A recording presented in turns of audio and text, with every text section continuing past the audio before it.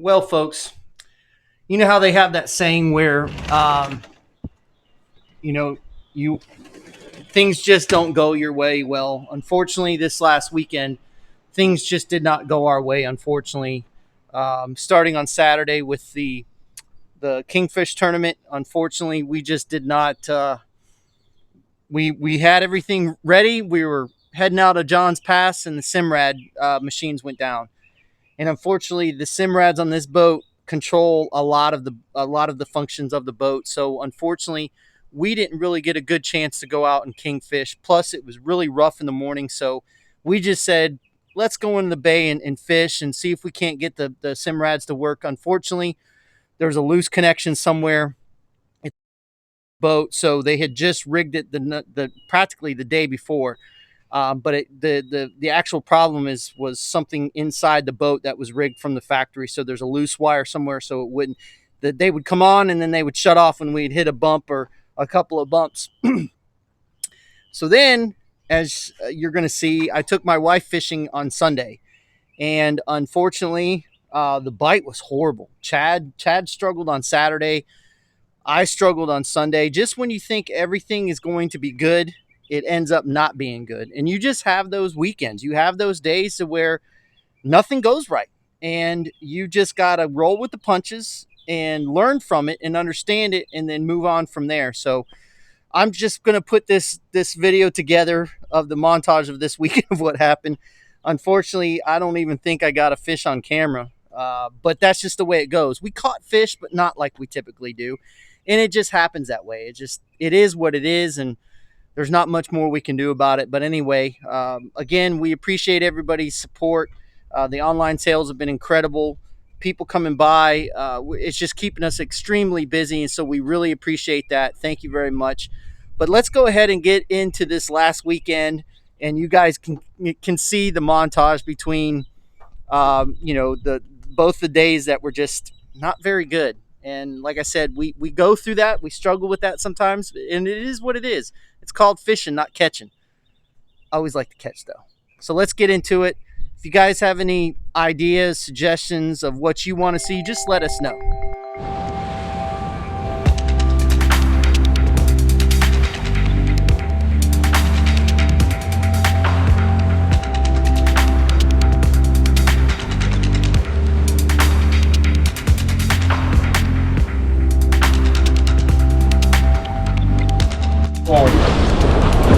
All right, guys, what we're doing, we're out here in what they call the ditch, which is the shipping channel coming out of Tampa Bay, and we're coming up to one of the markers to try to sabiki some blue runners or thread fins or anything. I'm not used to sabiking. I don't sabiki. It takes too long. I sabiki a blue runner. I mean, cast net on yeah, blue right. Runner. You can do that. I have cast netted blue runners. Hey, not a lot, but I usually can get them at the Skyway.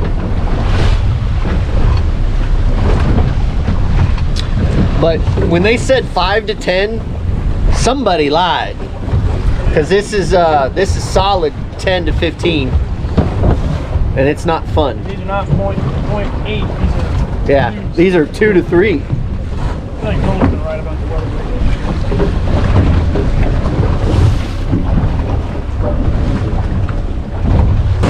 All right, well, we decided to head back in a little bit. It's rough.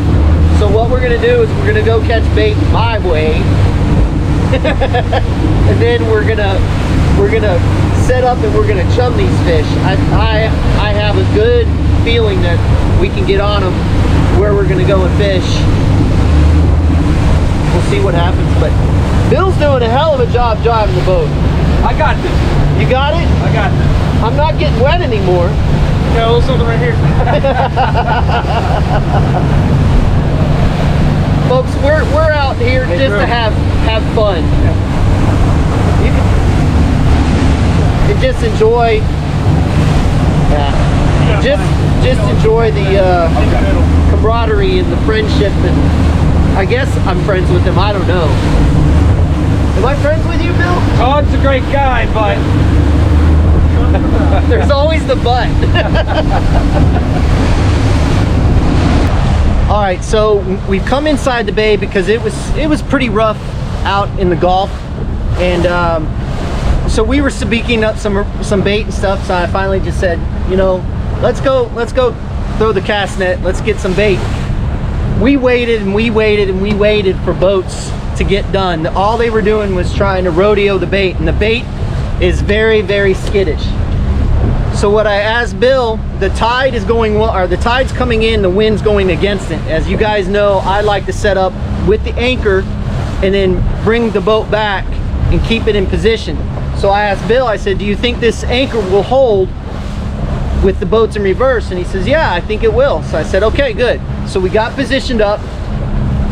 Unfortunately, we had to push a couple people out of the way, but I started chumming, and sure enough, they came right up to the boat. I threw my 10-foot 1/4 inch, 1.3 pounds per foot talon cast net. And the light net, actually, when it hits the water, they'll fish will spook, and then all of a sudden they come back in when that net is slowly sinking down. So that's exactly what we did. First throw, we absolutely loaded the boat, and then we threw 3 more times and got enough bait for chum and everything else. So we're gonna go now. We're gonna get ready, get set up, and we're going to kingfish, and we're going to fish for snapper and grouper.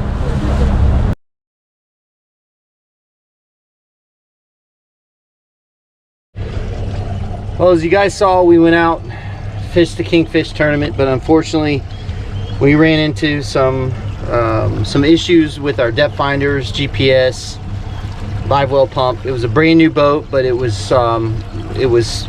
rigged it the day before because they just got it in, and so it wasn't anything with their rigging, I can tell you that right now. It had everything to do with just the sim rads that came with it. There was a short somewhere, and it kept knocking them off, and we'd get them on and then they would go off again, and everything's digitally controlled through those units. So live well pumps, pretty much everything. So it was one of those days that just didn't work out too well, and then we wanted the bottom fish, but we didn't have machine, so you can't really bottom fish without machine. So anyway, we called it a day pretty early, around 12 o'clock. And so today I'm taking out my wife. Looking forward to that. We haven't been fishing in a while. We're gonna fish, we're gonna go boating, you know, do all the stuff that the wife wants to do, which is fine. I love spending time with her. So anyway, I'm gonna go catch bait right now, and I'm gonna go through the progression of how I do that. So hang in there, and I'll show you how it's done on the bait. Okay, as you can see, we're marking a ton of bait. So we're gonna go ahead and catch bait here, and hopefully go back and get the wife pretty early so we can get out here and do some fishing.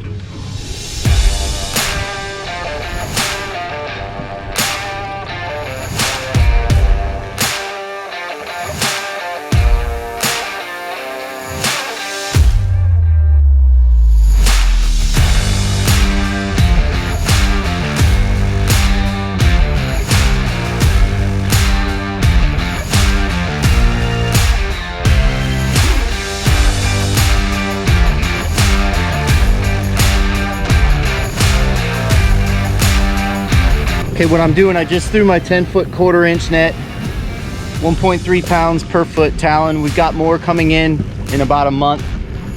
What's happening is these bait are really spooky because they're getting pounded day in and day out. But I'm throwing that lighter net so I can get them up in the water column and not be worried about it.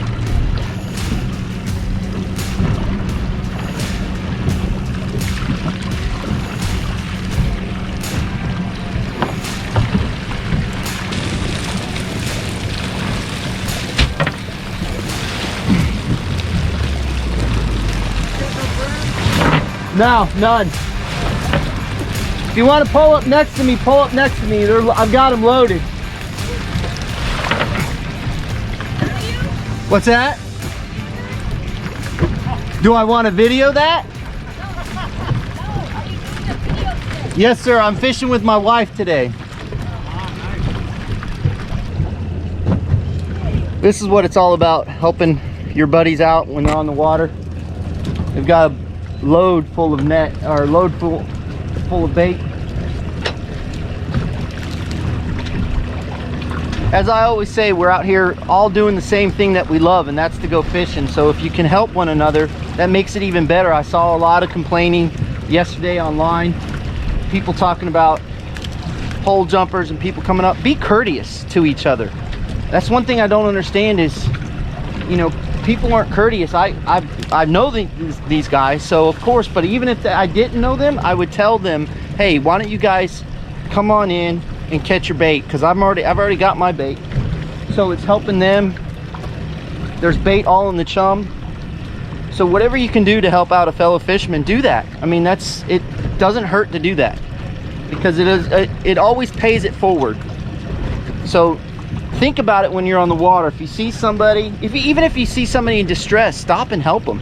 I've seen so many times where boats were going by people that were waving their arms and they were in trouble and they had boat issues, and I stopped and towed them in. If you see stuff like that out there, help people. That's why we do what we do. You guys have enough? We're gonna do one more. Okay. You got them thick right there.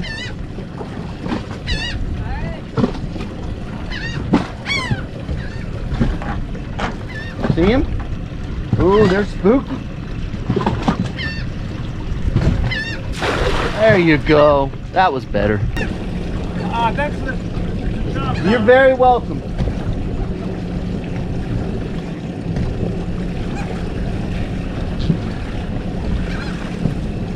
Way to go, Victor. Now go catch all the fish. All right, I'm out here fishing with my wife. It's a treat because we don't fish very much. We should fish more. But the bite's been really slow. So what I've been doing is I've been chumming quite a bit here, and I think I finally got these fish riled up a little bit. We're finally starting to get bites and catch fish, and so it takes a little bit. And one of the top questions that I get from people is when do I chum? When do I like to chum? Well, right now we have a really slow incoming tide, and we're fishing up at the port because our trolling motor, I think I have a voltage issue somewhere. I have some corrosion that I need to take care of. So what I'm going to do, what I did is I anchored up. We're anchored up at the port, and we're fishing up the channel. So we're doing like we typically do when we fish up here, but we've got a very slow incoming tide. So what I'm doing is I'm just taking a net full of bait. This is bait that I did not cut. I went ahead and cut the other bait for cut bait, but they don't seem to really want cut bait.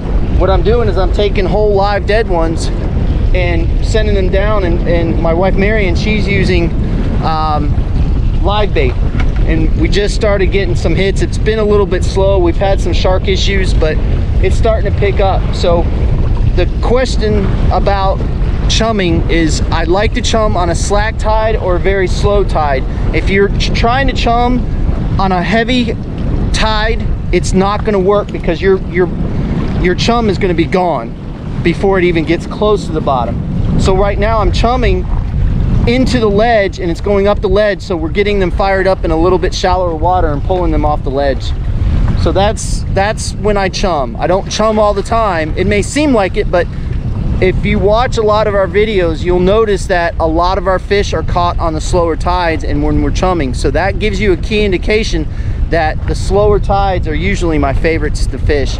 Now I know Saturday Chad was out, and it was overall slow bite for him, and it's been somewhat the same for us, so I'm just trying to get these fish fired up.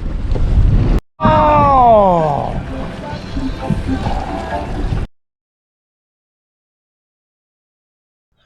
Well, folks, as you saw in the montage, it was just kind of crazy. It was just one of those days that just didn't work out. But again, I want to say thank you to everybody for all of the support. We really, really appreciate it.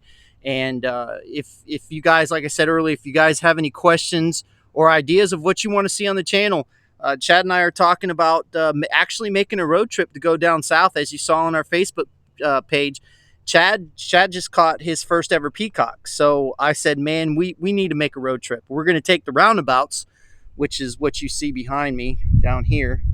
We're going to take the roundabouts and do a little bit of fishing out of those down in South Florida to try to catch some peacocks, possibly a clown knife fish.